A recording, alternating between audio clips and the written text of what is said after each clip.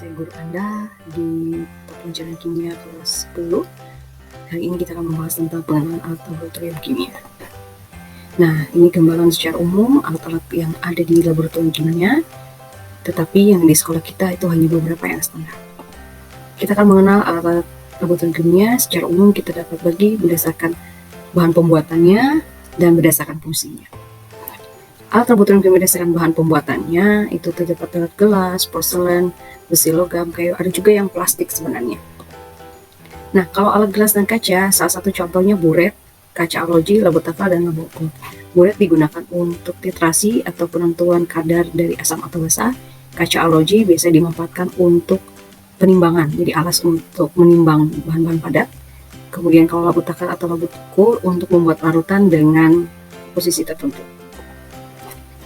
Contoh yang lain adalah tabung reaksi, corong, dan LMR. Tabung reaksi berguna untuk mereaksikan zat dalam jumlah yang kecil, sedangkan corong digunakan untuk memasukkan cairan berupa larutan ataupun cairan ke tempatnya atau ke wadahnya.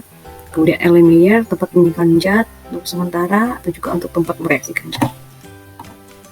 Sedangkan gelas berikutnya adalah pembakar spiritus, gelas ukur, dan gelas kimia atau beker glass. Kalau pembakar spiritus digunakan untuk proses pembakaran ya, biasanya mereaksikan zat dalam bentuk pembakaran. Ada juga yang disebut bonsen, tapi bonsen bukan alat gelas ya dari kaca, tapi dia ada kombinasi dari besi dan lain sebagainya. Kemudian gelas ukur untuk mengukur volume cairan, jadi ada beberapa ukuran sesuai gambarnya seperti ini. Kemudian gelas kimia untuk mereaksikan zat, juga untuk menyimpan larutan. Kemudian alat gelas kaca yang lain adalah pipet tetes. Sebenarnya pipet tetes ini adalah kombinasi pipet tetes juga ada yang terbuat dari plastik ya. Kalau pipet tetes digunakan untuk mengambil larutan dalam bentuk cairan dengan beberapa volume tertentu dan hanya untuk mereaksikan sesuai dengan jumlah tetesnya. Kemudian corong pisah digunakan untuk proses ekstasi, untuk proses pemisahan ya. Kemudian labo didih untuk mendidihkan beberapa zat atau yang bisa digunakan pada saat destilasi. Nah, bahan yang buat dari porselen misalnya spatula itu bedanya spatula nanti ada yang namanya batang pengaduk ya. Kalau spatula dia ada dua sisi, ada yang sendok, ada juga ada bagian yang pipih ya. Dan mortar dan alu ini untuk menghaluskan bahan yang berwujud padat, kemudian cawan penguat untuk menguapkan. Kemudian yang dari besi dan logam, salah satu contohnya adalah prostatif. Ini biasanya digunakan yang bulat ini, yang klemnya ini untuk corong pisah, sedangkan yang klem yang bentuk yang seperti jepitan itu ada yang menjepit gitu ya, ada yang digunakan untuk proses ekstraksi. Kemudian timbang digital untuk menimbang atau neraca analisis ya. Kemudian spatula logam, nah, seperti ini, seperti mengambil padatan, kemudian untuk mengaduk.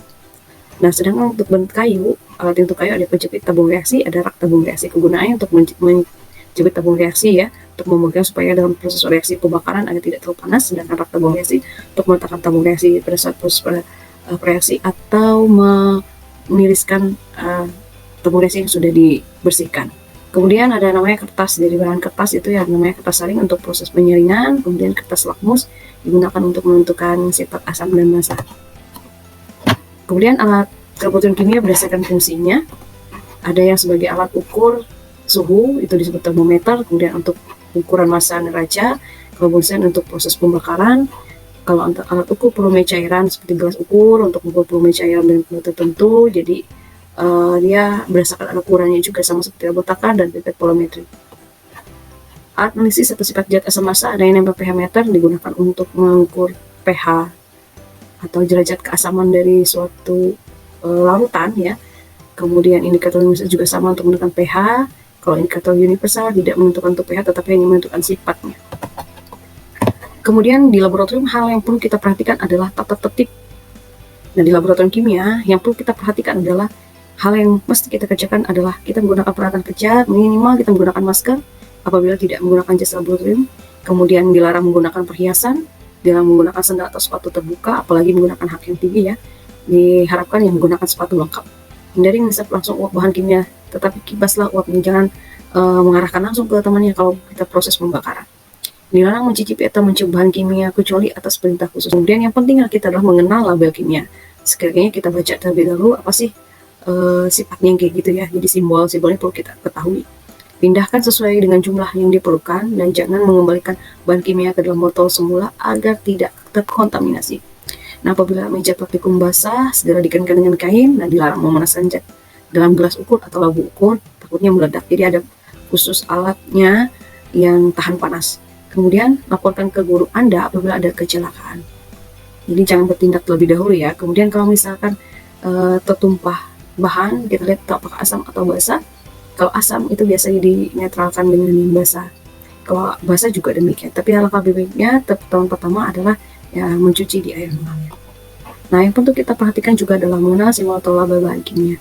Ini ya kita harus kenal bahwa apa ini sebenarnya.